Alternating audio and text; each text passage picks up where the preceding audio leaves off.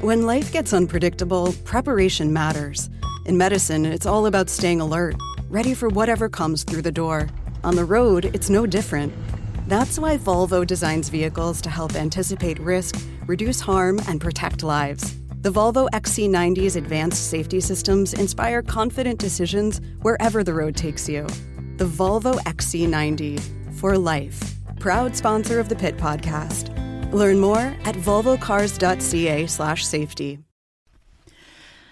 Trudy sitting in for Elias this week, playing out in the courts here in Quebec this week, a case challenging the Quebec law that holds protesters back 50 meters from abortion clinics.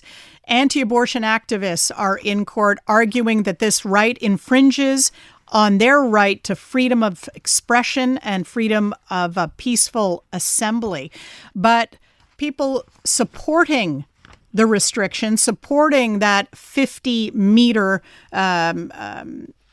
zone, say they don't want to go backwards to the time when it was not unusual for women arriving at abortion clinics to be shouted out, harassed, to have pamphlets shoved at them, and to be otherwise disturbed by anti-abortion activists. So the courts are going to decide whether the Quebec law will hold or not. Joining us for this discussion, we welcome Martha Paynter. She is the author of Abortion to Abolition. She is an assistant professor at the University of New Brunswick. Martha, thanks for joining us on CJD. Oh, thanks for having me. Given the abortion discussions that are going on in the U.S. because of the return to power of Donald Trump, set the scene for us here in Canada. Do you fear that Quebec law providing for the 50-meter buffer may well fall? No, I don't.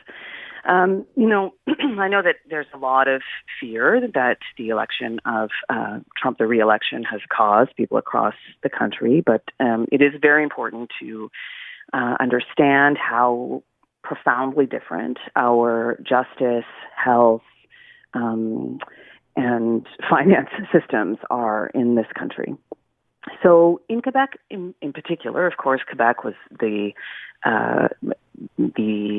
origination point of completely decriminalized abortion with the Morgentaler decision in 1988, right? So Quebec has always had this leadership in making abortion available to patients. And Quebec right now has approximately 50 abortion clinics, which is possibly the highest physical access point for abortion access per capita, possibly in the world. However, Quebec has also been a bit slow with adoption of medication abortion, which is a major innovation that we really only had implemented in Canada in 2017. And there was a very slow adoption because of some Quebec-specific professional regulations. So we don't have any laws about abortion in Canada, but we do have these other types of regulations, some being professional, what each type of profession can do with regards to different health services. And another, of course, being things like this buffer zone law. Now, as you were describing, we do in Canada, of course, have the Charter of Rights and Freedoms that protects the right to freedom of assembly and expression and religion. However, you don't get to have rights at the expense of other people's life, liberty, and security of the person, right, which is also a right and was the charter right on which the Morgentaler decision was made. So when someone is blocking your access to care, they are impeding, perhaps delaying, perhaps denying your access to care. And that has very severe consequences in terms of your health, your security of the person, as it were. The anti-abortion activists, this organization Campagne Québec v. Quebec Life campaign, says that it just wants to peacefully, calmly inquire of people passing directly in front of the clinic, whether they know anyone is pregnant, whether they would need any services. They may or may not have signs. They may or may not have pamphlets to hand over.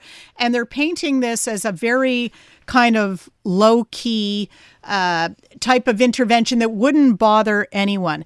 However, we know in the past this is not what transpired in a lot of cases, that indeed these were very loud, noisy, intrusive protests. In some cases, they targeted the workers heading into the clinic. In some cases, it targeted the women going in for services. On the basis of that, when you stack up the right of free association, the right of freedom of speech, to the right of a person not to be harassed, to access a legal service, where is this? How is this going to play out? Yeah, I really cannot see that we would go backwards on this. It's too profound. And, in Canada, abortion is a health service. So we don't have people protesting outside, an arthroplasty OR. We don't have people trying to talk you out of getting your hip replacement. This is a very particular form of very gendered, very sex and gendered harassment that occurs, and it shouldn't be acceptable to us as a democracy. It shouldn't be acceptable to, and it's certainly not acceptable to us as care providers, right? We're many decades from the 1990s when we had really violent, potentially lethal attacks against our clinics. And the memory of that might not be fresh in the public's mind, but it certainly remains very cogent in the minds of us as abortion care providers, right? So it's not acceptable for our work to be targeted. It's not acceptable for our patients to be targeted. The only reason this is driven is this very gendered discrimination against the types of patients with a uterus who might need our care.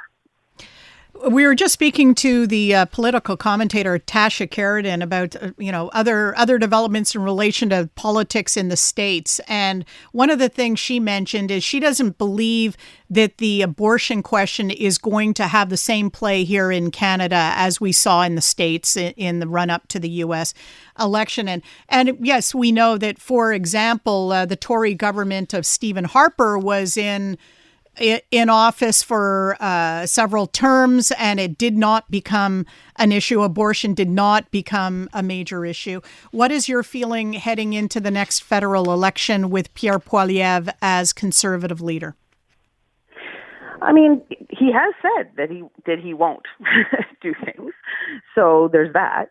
But also, we have a different system, right? So our criminal code is a federal piece of legislation, and abortion is not there, right? So we have a system where this is a type of healthcare, and there are no restrictions on it. Just like there are no restrictions on getting your hip replaced that aren't based on sound clinical evidence and practices, right? That's how we govern abortion care in this country. We've also, to our great fortune, since the implementation of mifepristone for medication abortion in 2017, we have seen massive normalization of medication, of abortion period, within primary care, right? So over 50% of abortion in this country is through pills that you take at your house that you can get from your primary care provider, your family doctor, your nurse practitioner. So we have taken abortion out of the clinic, the freestanding clinic space, and brought it into primary care more broadly. It's integrated. It's understood as part of the reproductive health care continuum that includes menstruation, that includes miscarriage, that includes menopause, right? So it's normal, it's integrated, and it's not going anywhere.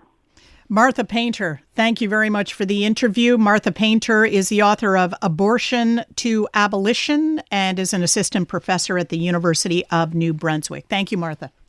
Bye.